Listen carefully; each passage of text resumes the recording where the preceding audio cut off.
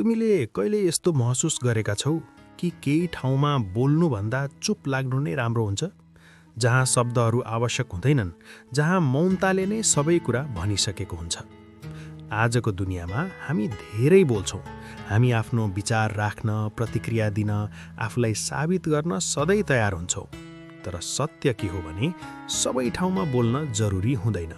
केही ठाउँहरू यस्ता हुन्छन् जहाँ मौन बस्नु नै बुद्धिमानी हुन्छ। सबैभन्दा पहिले जब तिमी कसैको पीडामा हुन्छौ, त्यहाँ धेरै बोल्नु आवश्यक हुँदैन। कसैले दुःख भोगिरहेको बेला उसलाई सल्लाह भन्दा साथ चाहिन्छ। त्यसबेला म तिमीसँग छु भन्ने मौन उपस्थिति नै सबैभन्दा ठूलो सहारा हुन्छ। किनकि कहिलेकाहीँ शब्दहरू सानो पर्छन्, तर मौनताले गहिरो असर पार्छ। अब अर्को अवस्था, जब तिमी रिसाएको हुन्छौ। रिसको समयमा बोलिएका शब्दहरू प्राय नियन्त्रणमा हुँदैनन्। त्यो क्षणमा बोलेको एउटा वाक्यले सम्बन्ध नै बिगार्न सक्छ। त्यसैले जब भावनाहरू उच्च हुन्छन्, त्यसबेला चुप लाग्नु कमजोरी होइन, परिपक्वता हो। थोरै समय मौन बस्दा तिमीले आफूलाई नियन्त्रण गर्न सक्छौ र पछि सही शब्द छान्न सक्छौ। त्यसपछि त्यस्तो ठाउँ जहाँ तिमी सिक्दैछौ। जब तिमी नयाँ कुरा सिक्दैछौ, धेरै बोल्नुभन्दा धेरै सुन्नु आवश्यक हुन्छ। किनकि ज्ञान बोल्दा होइन, सुन्दा बढ्छ।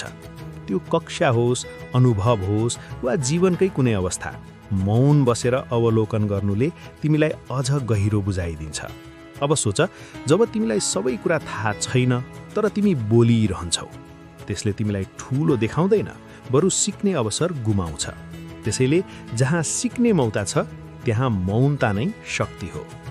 अर्को महत्त्वपूर्ण ठाउँ, जब तिमीले आफ्नो मनलाई बुझ्न खोज्दैछौ। हामी सधैँ बाहिरको आवाजमा व्यस्त हुन्छौँ, तर कहिल्यै आफ्नो भित्रको आवाज सुन्ने समय दिँदैनौ।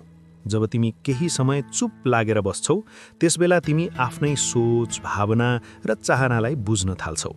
त्यो मौनता तिम्रो लागि एउटा ऐना जस्तै हुन्छ, जहाँ तिमी आफैलाई देख्न सक्छौ स्पष्ट रूपमा।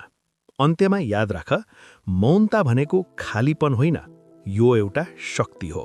जहाँ बोल्नु आवश्यक छ, बोल, तर जहाँ मौनता आवश्यक छ, त्यहाँ चुप लाग्न सिक। किनकि सबैभन्दा गहिरा कुरा शब्दले होइन, मौनताले व्यक्त गर्छ।